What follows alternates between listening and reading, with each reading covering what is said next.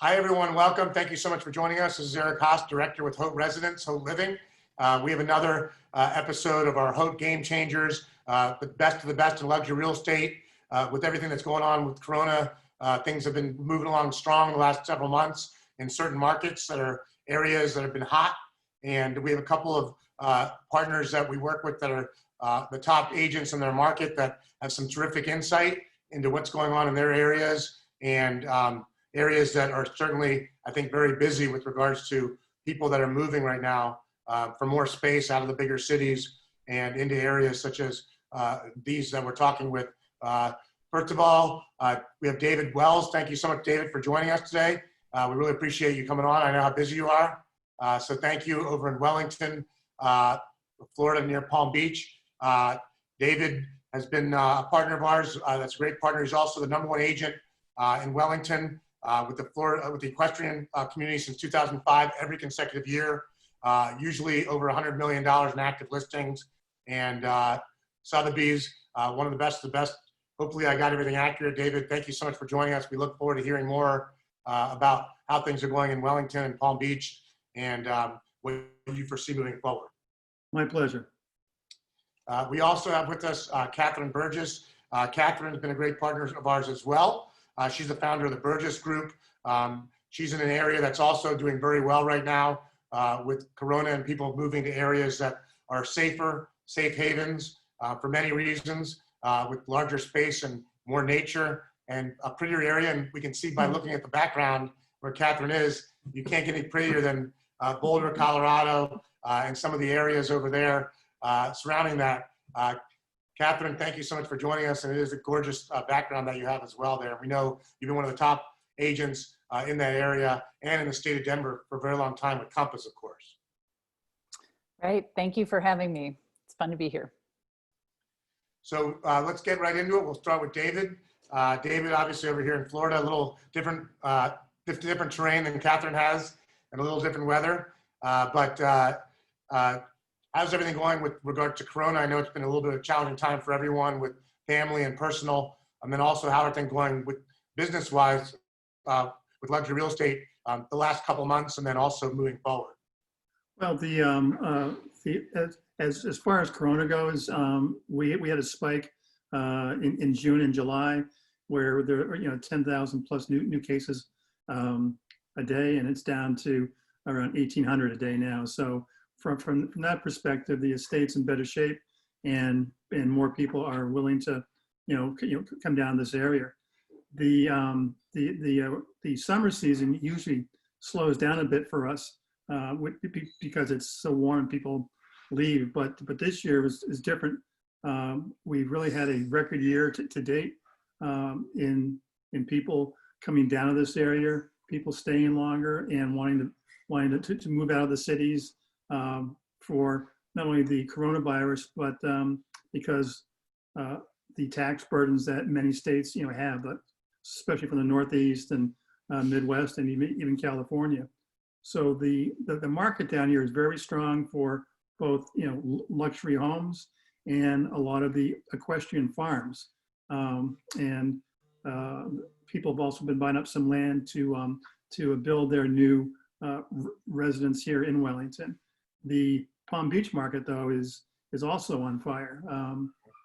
There's a shortage of inventory there as well, as more and more people are making Florida their home. So we've been fortunate through this coronavirus so far to not really be hurt business-wise, and we just keep our fingers crossed that this vaccine comes sooner than later, and we all get back to normal. So. Yeah, it's pretty amazing how things have been moving forward with luxury real estate, and markets have been hot like both of yours. Not every market's hot, of course, because obviously areas like the city in New York has been a little challenged lately in areas like that. Where are you finding most people that are relocating right now to Wellington and Palm Beach? Where are you finding them coming? Is it New York, or is it other areas that you're finding that are coming in from outside the state of Florida?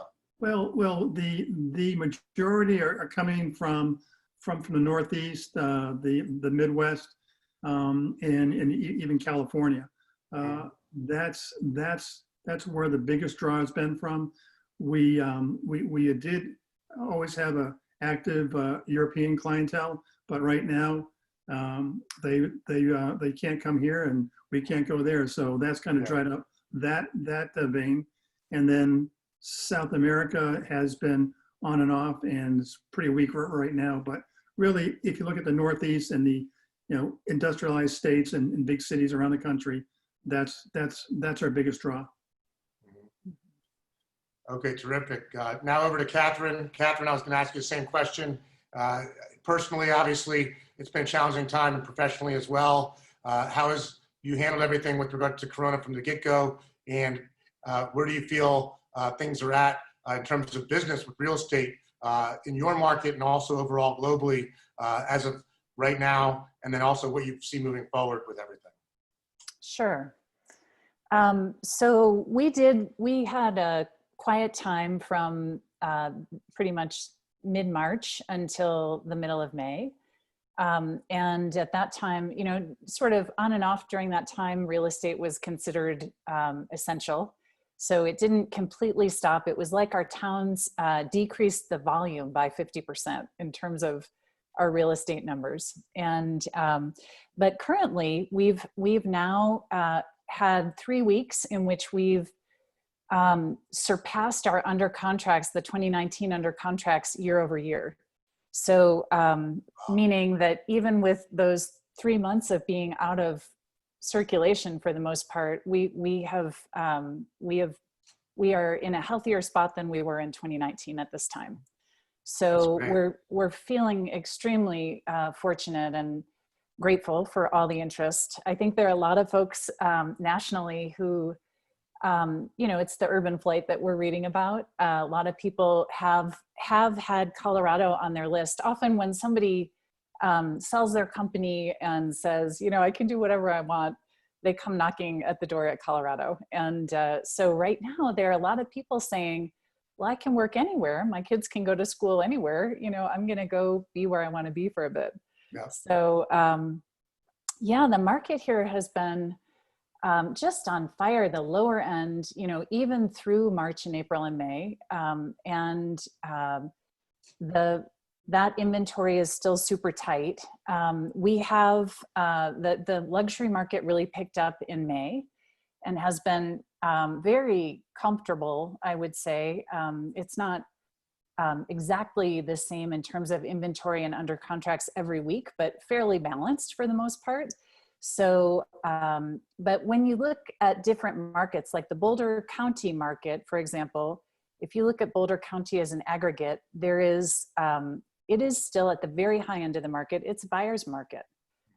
Where if you look at Aspen right now, inventory is super tight throughout, and it is not a buyer's market. It's more balanced or maybe a tiny bit into a seller's market. So, and in terms of nationally, where are things going? I feel like we have a fairly, it feels pretty predictable until the election, unless something changes dramatically. But beyond that, it's so hard to say. But from what the reading that I've been doing, the predictions are that, with the interest rates staying really low, and if we continue on the recovery path for COVID, it seems as though the pundits are saying, expect a pretty good spring. So we will see. Yeah, absolutely. And then in terms of, where people are coming from when they're relocating to your area, are they coming from inside the state of Colorado, or are they coming from more like California and Arizona and areas like that? Where are you seeing the most interest right now? Yeah, it's interesting. We typically have quite a few folks who are interested in Colorado from Texas. Typically Houston, Dallas, and Austin send us a lot of folks. Atlanta. Right now we have clients from Washington, D.C., Philadelphia, Boston, also on the West Coast, and Brooklyn. There's pretty much all the dense places are sending folks out here. On the West Coast, also Chicago, and then San Francisco, not just the city, but also we're getting, the peninsula and the East Bay. folks just wanting more breathing room, and a little bit from Seattle. So not so much from LA. It seems like LA is drawing people. So Interesting. mm-hmm. So more Northern California than Southern California.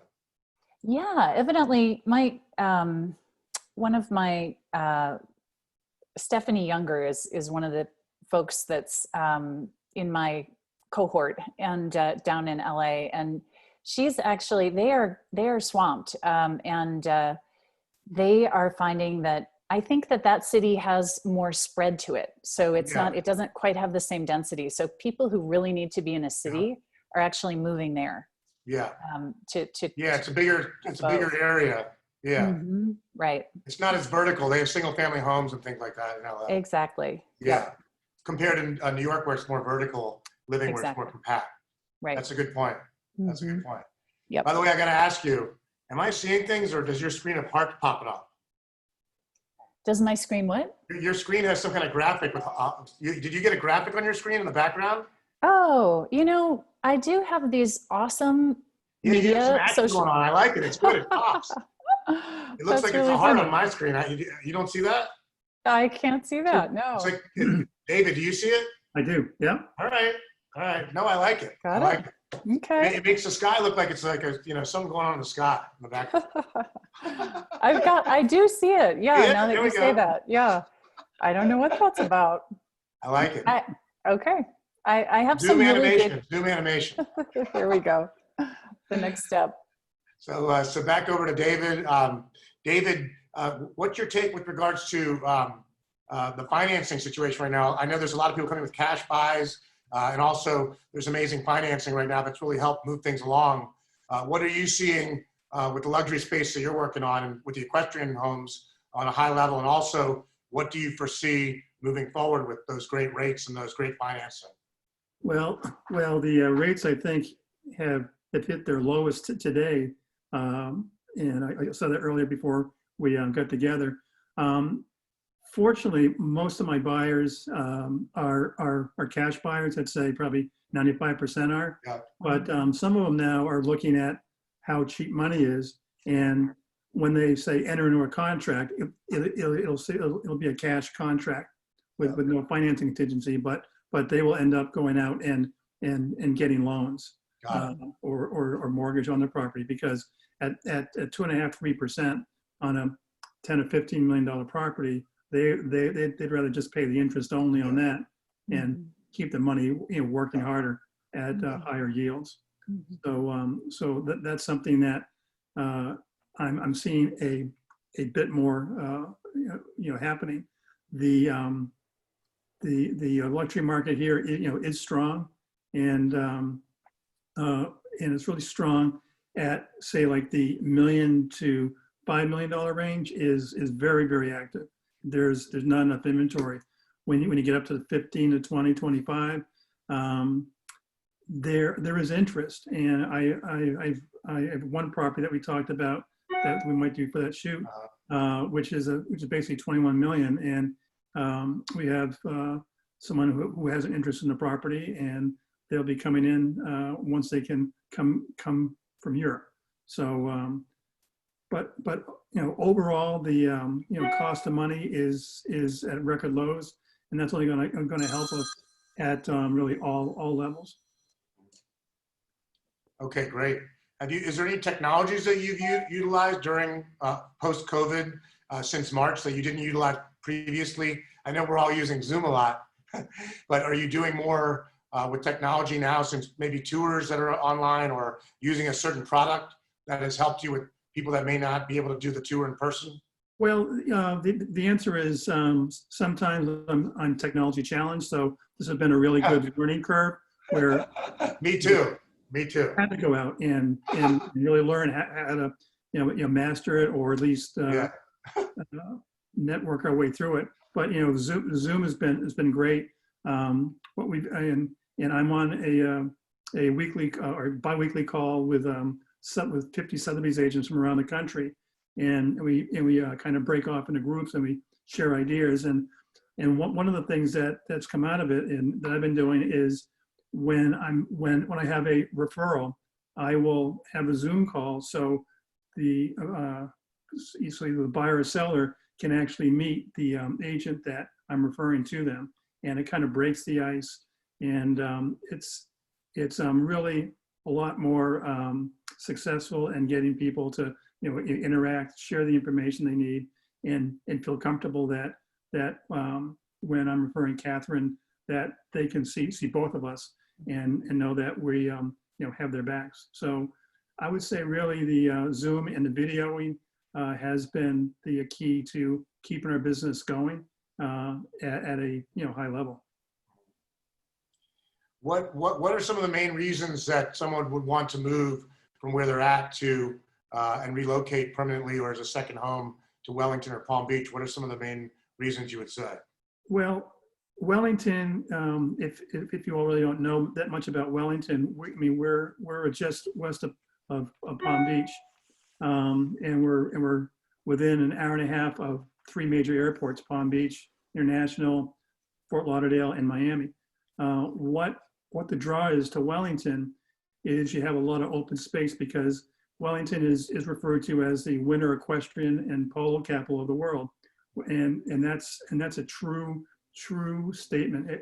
Everyone up until now has been coming from around the world to spend their winters in here, competing at the Winter Equestrian Festival, at the International Polo Club, and it's a big draw, and it draws from the uber wealthy to the backyard barn person who wants to compete at the highest level.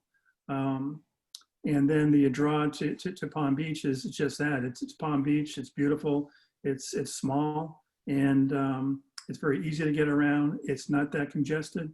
And the only thing that's a drawback right now, this thing I spoke on earlier, is that the inventory there is incredibly low. So and properties are going for record prices. So overall, having the ocean 20 minutes away and having the winter equestrian capital of the world, only 20 minutes from the ocean, it's a good draw, and it draws people from all around the states and overseas. Yeah, I'm down here in Miami, but my parents live in Hypoluxo Island, right near you, and they used to have a place at the Palm Beach Polo Club, so I know it very well. And the best golf in the world. Some of the best restaurants in the world, something to do for everyone. And the polo obviously is number one in the world. And a lot of people come from the Hamptons. I grew up in Potomac, Maryland, which is very big for that as well. Right. But it's incredible. I think you're at the polo capital of the world, basically, internationally and here. Pretty incredible what you guys have up there and how unique it is. And then Delray Beach is a fun little town that's coming up with Boca. As you get a little south there, you got a lot of places to go that are fun. So you do, and we have a boat, so we can get out on the intercoastal and on the Atlantic. So really taking advantage of that when we can, because as you know, in real estate, you're kind of it's hard to plan that far out in advance to so. No, for sure. Catherine, back over to you out in Boulder. By the way, I heard did it snow in Denver a couple days ago? It was 100 degrees one day, and then I heard it was supposed to snow a foot the next day, and it was the biggest drop in temperature apparently in modern day history. Is this all true? It's all true. Yeah. What happened? So did they get the snow? I never saw the follow-up. I just saw the pre-story. We did. Yeah, it was actually, we got about 6 inches yesterday. Wow. And you were 100 degrees the day before? We were, yep. So 100 degrees the day before, and then it snowed 6 inches the next day. Yeah, and it's all gone now, but that's kind of how, this is very early for snow for us, but it's very quixotic, and we find that we'll have a 2 feet of snow and the next day will be 60 degrees. Unlike other parts of the country where, you can have a gray sky from November through March, we have these beautiful warm days in between our snowfalls here. So it's very inviting. If you like snow, it's a fun place to be. Yeah, well, I know it's gorgeous summers too, but I always see pictures of people skiing in their shorts, and so I think that if it's snowing an amazing snow one day and you can ski the next day and 70-degree weather, that's nothing better than that. Yeah, no kidding. Yeah. Well, one thing a lot of people don't know is that we actually have more sunny days we have over 300 sunny days a year. So it's more than Wow. Miami. And Yeah, so no, we don't have that. Yeah. We got a lot yeah, of rain yeah, here. right. Yeah.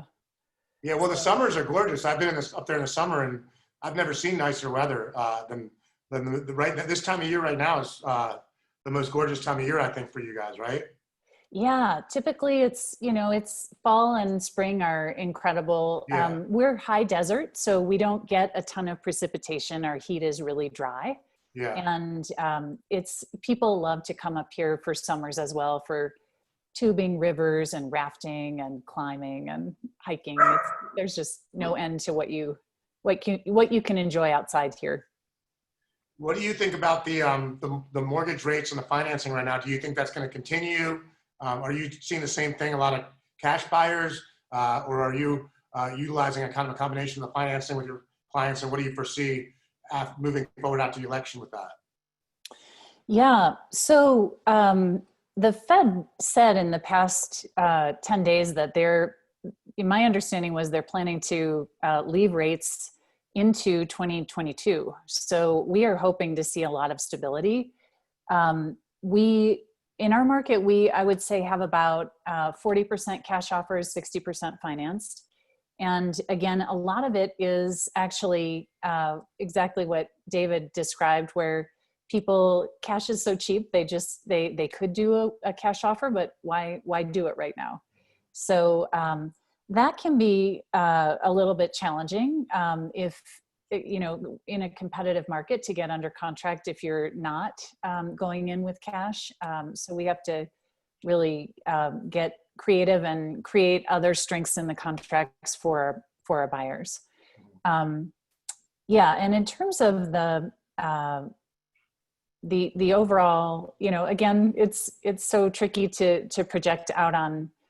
I hate to project out on the mortgage market, but we are noticing that day to day there are more and more products available. It really scaled down with COVID, and we're seeing some construction loans and just some of the fancier loans that had gone away are back on track. So that's good to see and really helpful for buyers. Yeah, absolutely. Are you using any different technology since COVID or now? Like we talked about with Zoom, obviously, but is there anything else that you're utilizing that maybe you hadn't utilized before that's been helpful? Well, I would say the 3D house tours. I have been really reluctant to use those in the past because when putting together a thoughtful marketing plan, part of the plan is that you are introducing the house in the way that is the most beneficial for the buyer to digest it. And the 3D tour allows the buyer just to, kind of usurp that and just go all around wherever they want. However, the 3D tours have gotten so much better since, in the past 5 years that we're finding them to be awesome tools. So we do those videos of neighborhoods, interactive floor plans. We're finding all of those to be really critical. And then the other thing that we love is just being able to, for our sellers, when you were asking where are our buyers coming from, we can set up advertising that targets all of those different areas around the nation. And we're drawing buyers who may not ever be here before they close, but they're thrilled with their house at the end. And all of that technology together, that's really different from where things were like 8 years ago. So it's pretty awesome. Yeah, no, that's very cool. Do you have one success story that you want to share with us for this year, since it's been a challenging year for everyone, and the ups and downs a little bit? Do you have one success story that you want to share that you've had this year that you'd like to share details of overcoming obstacles this year?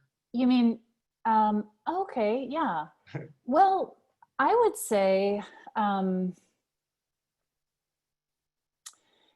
think the biggest change for us has been that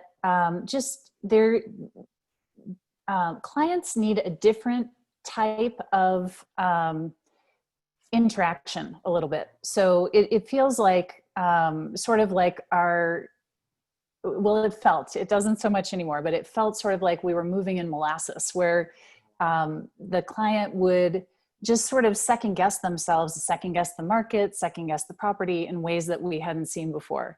So I would say, kind of as an aggregate, that there has been huge progress in our understanding of how can we best assist people with what they need to know to feel like they have the green light to move forward. And then, just the progress of the market. So that's not a totally concrete example, but that's good. That's what we're looking for. Yeah. Yeah. Any advice for other agents? Obviously everyone's kind of going through the same thing. So just sharing the stories of the challenges and the solutions, I guess. So that absolutely is good. Yeah. Absolutely is good. I would say my advice is if you have access to a group of kind of folks that you can mastermind with, that is so darn valuable. And our group, Burgess Group at Compass, we share best practices every week. And the best practices are changing as we progress through this unusual time and these new circumstances. And so we're finding that to be enormously helpful. And we've had a lot of really funny transactions this year. And you just hang in there and put on your seatbelt and come out at the other side. So it's good. Yeah. Well, it sounds like sharing stories with other agents is good, because then you kind of know that you're in it together. It's not therapy almost. And then you also get advice, so the next time that happens with you, you can always use something you heard was good that other agents talked about. But I am noticing a shift. A lot of people are really going to the top agents, like the two of you guys. People aren't messing around with agents that don't have experience. It seems like they're really going for the best. And that's why the best seem to be doing really well. But if you're new and starting out, it might be a harder time right now, than if you've been doing it a long time. People are veering towards experience for the advice and honesty. They really just need honesty at this point. They need to know what their options are. And they need knowledge. For sure. I think we're going to see a huge difference in the number of agents in our market in the next 6 months. And very top heavy. Absolutely. Yep. Yeah. Mm-hmm. David, how about you? Any success story that you had this year that jumps out to you that you want to share, or any advice to other agents, with the challenges of this year and things that have helped you get through it on your end? Well, I think the collective thing that happened was I had 5 properties under contract when this whole COVID mess started in March. And the best part about it, and the success story about that, is where I was able to keep them all on the tracks, and they all closed in April. So, I mean, no one knew what to expect with COVID, and it's still ongoing. But in those early days and early weeks, there were people who wanted to back out of contracts, and you heard horror stories about that, and then the litigation. But all of my properties that are under contract, we were able to bring them to a successful close. So I think that in itself was a kind of ranks up there as one of the best successes of 2020 so far. And kind of what Catherine was saying is we've been able to reach out to other agents around the country. And there's this SIR Strong group that is headed up by an agent I know up in Boston, and one down in Miami with one. And we've really become a really good tight group with a lot of referrals going back and forth. And that in itself, I think, is a success in itself that would not have happened without the pandemic that we're in right now. So that's going to keep us stronger as we get through the pandemic. And now we have a base of 50, 60 people all around the country that now we know each other, and we can help each other. So that's been very rewarding.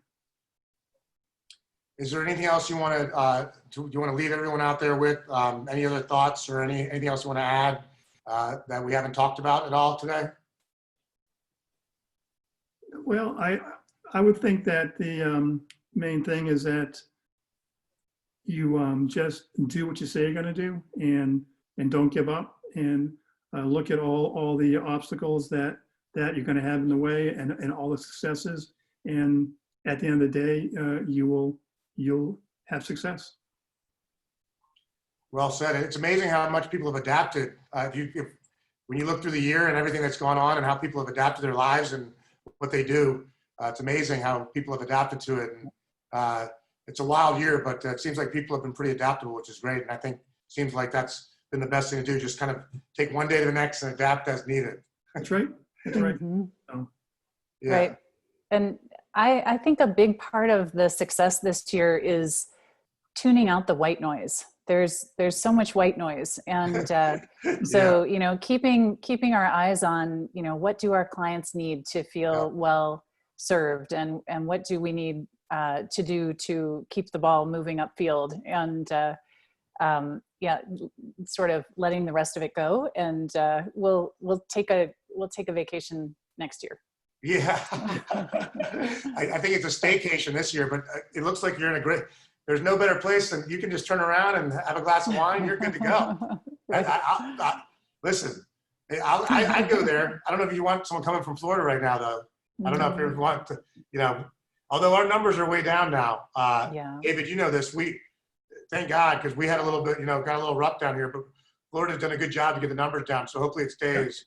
And I know you haven't really had problems with numbers so far, which is great. I think that's a testament to the space you have out there. And I guess the government seems like they're doing a good job and everyone's doing their part. And it's natural, you know, I think it's just natural land where you have the right area to get through something like this, it looks like to me. Mm-hmm. So. Yeah. People are really, you know, we're seeing a lot of people behaving really responsibly, and we're so grateful for that. So, Yeah. yeah. Now, I know you mentioned earlier, Catherine, some things that are great about Boulder, but I didn't ask you the same question I asked David. If you were looking to move to Boulder, or the areas around that, Colorado, what would you say would be, besides we talked about the gorgeous weather and all that, what else would you say would be the main reasons to consider Boulder and the surrounding areas of Boulder, besides some of the things we already talked about? Yeah. Okay. So I love talking about this. Boulder is such a fun place to live, and it's so interesting for a number of reasons. So what is surprising to many people is that we have the most masters and PhD per capita in the United States. Wow. So there's this super high, you know, sort of self-cultivation culture, and on top of that, we have more professional and Olympian athletes here than anywhere else. And so there are these two cultures that are very like, let's see what we can do with our brains, and let's see what we can do with our bodies, and let's go have fun doing it. And it makes it really fun to live here. You run into such interesting people, and just a big commitment to like taking care of ourselves, taking care of our planet. So we're grateful to be here. No, that's awesome. That's awesome. And I drafted a couple Denver Broncos in my fantasy draft yesterday. So hopefully their offense does well. Drew Lock, it looks like he's going to be really good. And the Broncos look like, I don't know if you're a Broncos fan. I mean, I guess you are, but I'm not positive. Yeah. And then, of course, Colorado, are they playing college football this year? I know some schools are and some schools aren't. Is Colorado and Colorado State playing this year or no? I don't think so. Yeah. I should know that, but truly that's part of the white noise that like right now I can't I'm dig giving you into white too noise, much. huh? All right. I'm part of the white noise? That hurts. That hurts. No. I'm kidding. Is there any last things you want to leave the audience with, Catherine, with regards to any thoughts you have to close out? Well, one thing I would say that this is more towards people who flirt with the idea of Colorado. We recently had a client say, "Oh, I'm sure that you're so sick of people coming in from out of state." And one of the things that's so unique here is unlike, we've lived in other places in the United States where people have joked about, oh, you know, you need to be here for 4 generations before you actually belong, kind of thing. And Colorado is super welcoming. There's such a, you know, like with the university in Boulder, there's a coming and going. There are all sorts of atmospheric research government entities here as well. And there's always this flow in and flow out. And so people can plant really well very quickly. And so, you know, if you're thinking of Colorado, please don't worry about that. You know, will we fit in? Because you always find a community here. And obviously there's a lot of tax breaks too from for both your areas. I know that's a big thing for tax breaks from a lot of areas to Florida and also to Colorado as well. So For sure. All right, well, thank you guys very much for joining us today. David and Catherine, you guys have been amazing. Great insight, really happy to see things going so well. And it looks like it's been a crazy, rocky year. No pun intended with Colorado Rockies.